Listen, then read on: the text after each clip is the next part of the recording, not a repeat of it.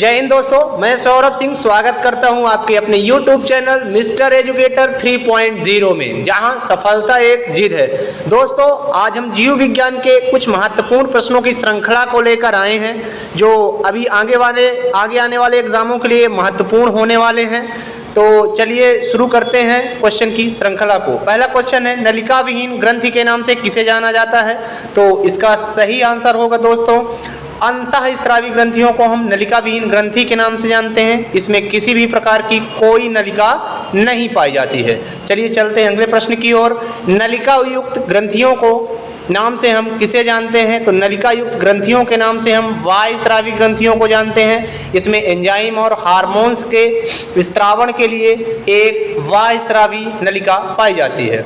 अगला प्रश्न है, ऑक्सीटोसिन हार्मोन्स का कार्य क्या है? तो याद रखिएगा, ऑक्सीटोसिन हार्मोन्स दूध स्त्रावण का, जो स्तनधारी जीव होते हैं उनमें दूध स्त्रावण का कार्य करता है। इस प्रकार आप इसको याद रखिएगा। कार्पल नामक संरचना कहाँ पाई जाती है? याद रखिएगा कि कार्पल एक हड्डी है जो कि हाथ में पाई जाती है। चलिए चलते हैं अगले प्रश्न की ओर।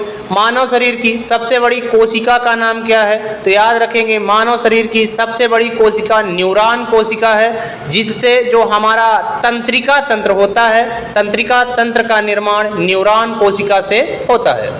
आपातकालीन ग्रंथियों के नाम से किसे जाना जाता है? याद रखिएगा, किडनी के ऊपर जो अधिवृक्क या एड्रिनल ग्रंथि पाई जाती हैं, इन्हीं को हम आपातकालीन ग्रंथि के नाम से जानते हैं। चलिए चलते हैं अगले प्रश्न की ओर। अंधनाल, कोलोन और मलाशय किसके भाग हैं? तो याद रखिएगा, अंधनाल, कोलोन और मलाशय बड़ी आंत के भाग बोले जाते हैं, जबकि ग्रहणी, मध्यांत और शेषांत्र छोटी आंत के पार्ट हैं।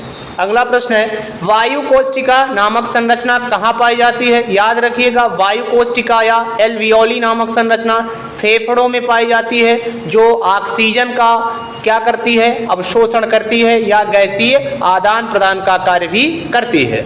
मानव शरीर की सबसे बड़ी हड्डी का नाम क्या है? तो याद रखिएगा, मानव शरीर की सबसे बड़ी हड्डी उरु है, जिसे हम लोग फीमर के नाम से जानते हैं, और यह सबसे मजबूत हड्डी होती है जो पैर में पाई जाती है। अगला प्रश्न है, मानव शरीर की सबसे बड़ी ग्रंथि का नाम क्या है? तो याद रखिएगा, मानव शरीर की सबसे बड़ी ग्रंथि का नाम यकृत है। यकृत के कुछ और नाम हैं, क्या क्या हैं?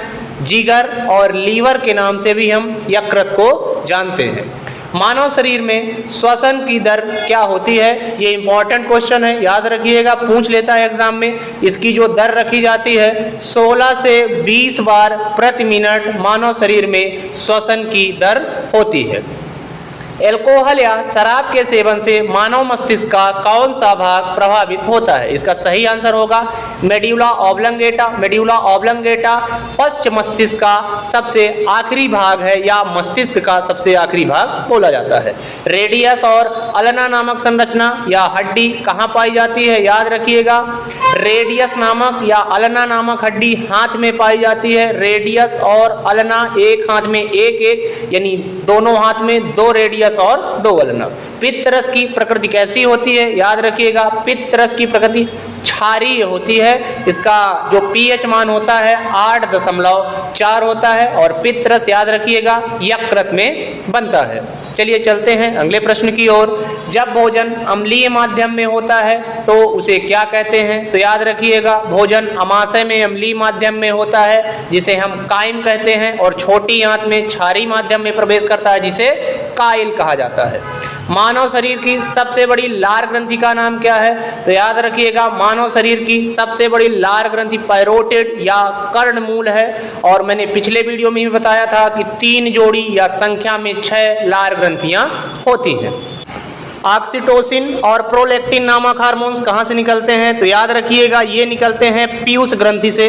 ऑक्सीटोसिन स्तनधारी जीवों में दूध स्त्रावण, जबकि प्रोलैक्टिन दूध निर्माण का कार्य करता है।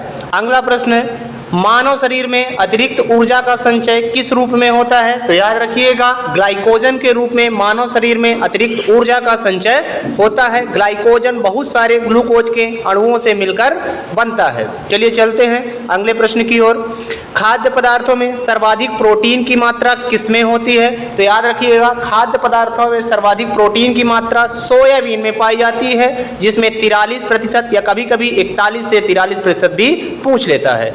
अगला क्वेश्चन है, कोशिका का मस्तिष्क किसे कहा जाता है, यानी ब्रेन ऑफ सेल किसे कहते हैं? तो याद रखिएगा, कोशिका का मस्तिष्क कोशिका के केंद्रक को बोला जाता है। इस प्रकार से इस क्वेश्चन को आप याद कर सकते हैं। अगला प्रश्न है, मानव शरीर में पेसमेकर कहाँ पाया जाता है? तो याद रखिएगा, मानव शरीर में पेसमेकर दाएं आलिंद में पाया जाता है। पेसमेकर खुद का करंट बनाता है, इसीलिए हृदय को हम पेस मायोजेनिक के नाम से भी जानते हैं।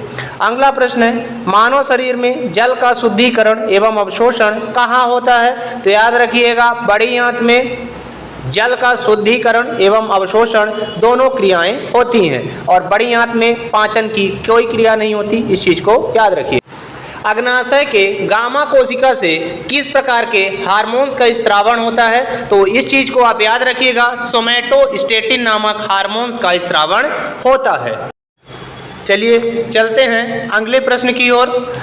अंग प्रत्यारोपण के समय संबंधित अंग में किस हार्मोन्स के इंजेक्शन लगाए जाते हैं? तो इस चीज को आप याद रखिएगा कि कार्टिसोल नामक हार्मोन्स के इंजेक्शन संबंधित अंगों में लगाए जाते हैं।